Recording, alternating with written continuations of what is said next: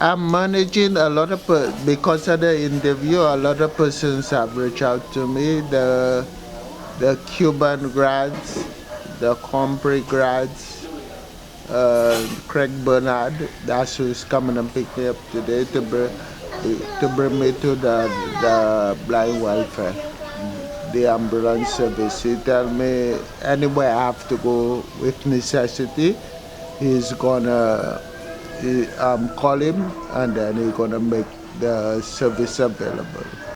I am bringing down the hoist to enable the gentleman to roll onto the hoist.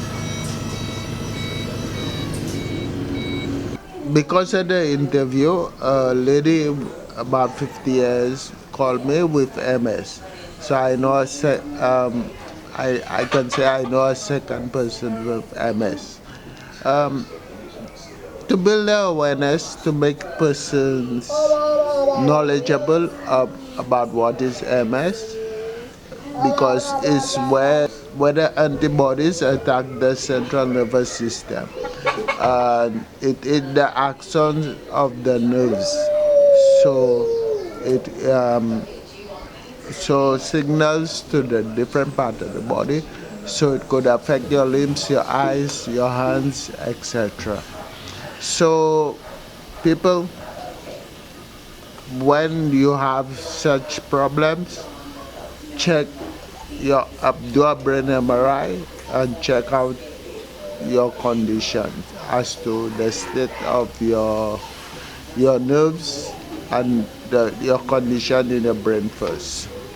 So today you'll be doing an eye exam? Yeah. Do you do it regularly? Previously, it happened over here, I've not been at the blind welfare, but I was in the glaucoma study where they did an operation, a glaucoma operation in my eye, because I was suffering with glaucoma. So I think the pressure have risen, so I'm gonna check out, and if the pressure have risen in truth, so I could get some eye drops for the glaucoma. So how's your vision? Since I'm not on any CDB oil right now, the vision is a little low. But persons have reached out to me, so I should be getting some bottles soon. Bye-bye.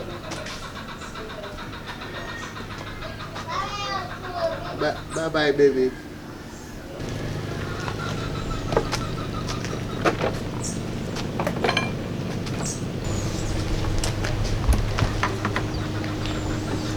My name is David Charles, owner of Zmed Ambulette Transfer.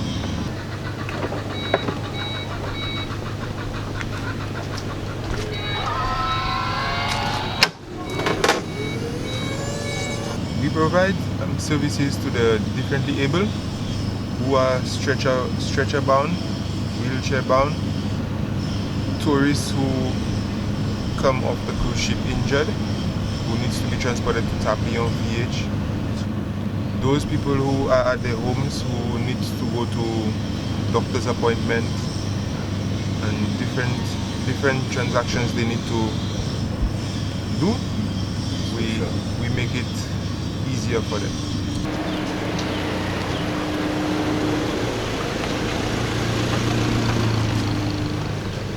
Yeah, I'm Percival Bosele. I'm actually David's brother-in-law. So I'm here really to support him. Yes. So what did you think of the initiative? Oh, wonderful. When he first brought the idea to the system itself, we found, great, because you have so many persons on island, which we now realizing that wheelchair bound and challenges that they face. I recall the times when my dad was sick and we had the struggle of trying to get the ambulance service, So I think this now makes it so much easier for persons, and more so that David is now offering additional, although it's a paid service, whenever it's possible, that he's available, he's all willing to offer the service to persons who may not be able to afford the service, you know. So it's really commendable on his part to be extending that sort of service, you know, to the general public, you know. So it's really a matter of the availability. But so far it's working well for him. And that's what you did this morning, David. You went to Ciceron this morning? Yes, sir. Give us an idea of the service that you offered this morning. We went to pick up Mervin this morning, who needed to be transported to the Blind Welfare Association to get his daily checkup.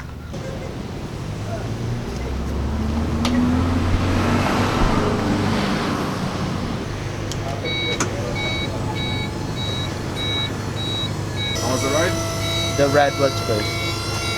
The driver is good. Raymond Thompson. Hi, how are you? I'm managing.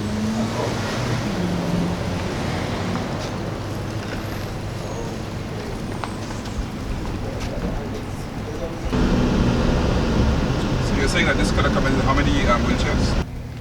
It is capable of holding at least 4 wheelchairs and a stretcher, and also it can hold a stretcher as well. It has space for the doctors to sit alongside the patient, the EMT, to sit alongside the patient whilst in transportation to and from the hospital. So for you, what did it feel like to help out Mervin this morning? It brings a joy to me, because there are so many people in the island who does not get around because of lack of transportation, and sometimes the cost of what a taxi operator would charge them to get around, it's very difficult. So it brings me a joy to assist Mervin this morning. With the services provided now, it also would assist with the fire service, you know, the challenges that they have in terms of capacity. So it's added value in what his service brings in to assist them. The difference with his service is the fact that he is fully trained, he's certified, and in addition to that, with a normal taxi, the facilities that you see here is not provided, so there's a risk involved. Additionally, his vehicle is insured, properly insured, to ensure that if something were to happen to any of those persons on his vehicle, that they would be compensated.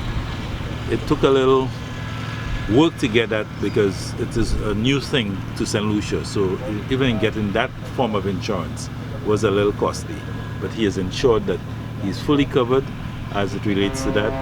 You would have noticed he has a taxi plate, but that is solely for him to provide that type of service, not any other form of taxi. So it is solely, as has been stated with the Ministry of Transport, that he is not allowed to taxi or transport any other persons other than the differently able. That is the sole purpose of what his H plate was granted for. The service that I'm providing is an ambulette, which is not critical, non-critical cases. With the ambulance service, it's a case where you expect as persons who are might be injured, but the difference in his case is you may have someone who is sick, so you find they call the ambulance service and they're probably tied up, probably doing whatever else that they do, and they would call him up, and then he can now provide that service. But in terms of a road accident, crash, that is sort of different in that respect, yeah. Anything else, is it?